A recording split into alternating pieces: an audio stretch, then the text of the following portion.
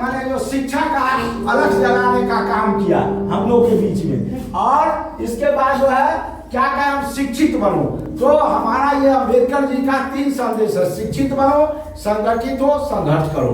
आज के डेट में अगर आपके बच्चा को सही शिक्षा मिलता है, आपका बच्चा दरोगा बन जाता है, एसपी बन जाता है, कलेक्टर बन जाता है, तो आपका प्रतिष्ठा अपने आप ऊंचा हो जाएगा कि नहीं हो जाएगा। फन्नामा का बेटा तो दरोगा हो गए पैर का, फन्नामा का बेटा तो फन्ना हो गए एसपी मेरे पैर का। आपको किसी का जरूरत नहीं कि आपका इज्जत बढ़ावे, आपका बड़ाई करे, अपने आप आपका इज्जत आगे बढ़ जाएगा, अपने आप भारी आदमी आप हो जाएगा। वहाँ किसका चला, शिक्षा का ना।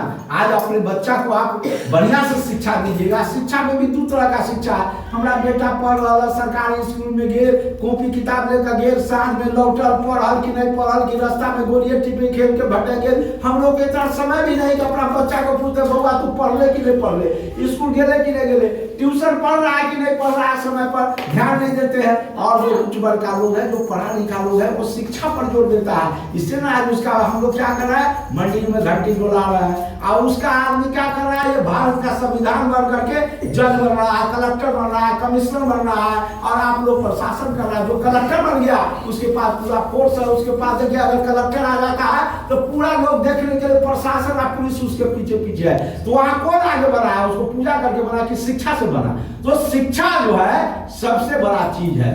आज हमारे पास अगर नॉलेज नहीं रहता, अपने शिक्षित रहते तो आप उनको बताते कि कौन क्या है। जब हमको अपने रिजल्ट कहते आपको क्या जानकारी देंगे। तो आज मेरे पास शिक्षा है करना, आपको हम बता रहे हैं, जानकारी दे रहे हैं। आज जमाने में अगर कोई भारत का प्रधानमंत्री, राष्ट्रपति, सबसे बड़ा पद होता है राष्ट्रपति का, जो प्रधानमंत्री से भी ऊपर होता है, वहां कौन है, महिला है। कौन महिला है, तो दलित महिला, आदिवासी है। मुर्मू जो है वो आदिवासी है। तो एक दलित आदिवासी महिला भारत के सर्वोच्च पद पर है, किसके बदौलत, शिक्षा के बदौलत, है ना। आज भारत के सर्वोच्च पद पर है शिक्षा के बदौलत। तो शिक्षा एक ऐसा चीज है, कहा गया शिक्षा वो शेरनी का दूध है, जो जितना पिएगा उतना वो दहाड़ेगा।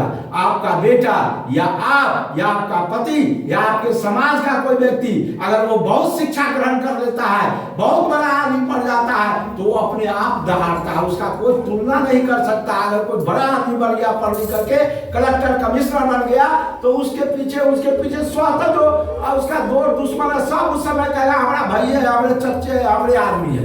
तो इसलिए शिक्षा का वो महत्व है कि शिक्षा आपको वो तरक्की दे सकता है, वो चीज दे सकता है जो किसी ने नहीं दिया। इसलिए हम लोग को अपने बाल बच्चा को शिक्षित करना है, और उसके बाद जब हम शिक्षित हो जाएंगे तब हमको क्या करना है, संगठित होना है। संगठित क्या है, जैसे एक आदमी यहाँ पर एक लकड़ी को तोड़िए तुरंत टूट जाएगा, 2 लकड़ी को भी तोड़िएगा तो टूट जाएगा, और वही 3 लकड़ी 5 लकड़ी को एक साथ तोड़िए तो टूटेगा नहीं, टूटेगा। आप अकेले आए या अकेले महिला आती तो 2 आदमी होता। आज आप 25 को महिला है तो संगठित होके है ना भाई, एक साथ अगर निकल जाइएगा 25 आदमी, किसी मुखिया, उदाहरण के तौर पर कोई मुखिया है या कोई अफसर है, वो आपका बात नहीं सुन रहा, अकेले जा रहा है, कोई बात नहीं सुन रहा, उसके घर पर जा रहा है, मोटरसाइकिल वाला है, कार वाला है, उससे पहले बात खा लिया।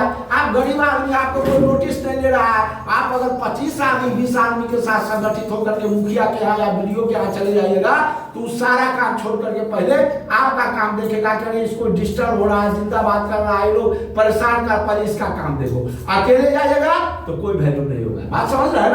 इसलिए वहां क्या हो गया, संगठित, है ना।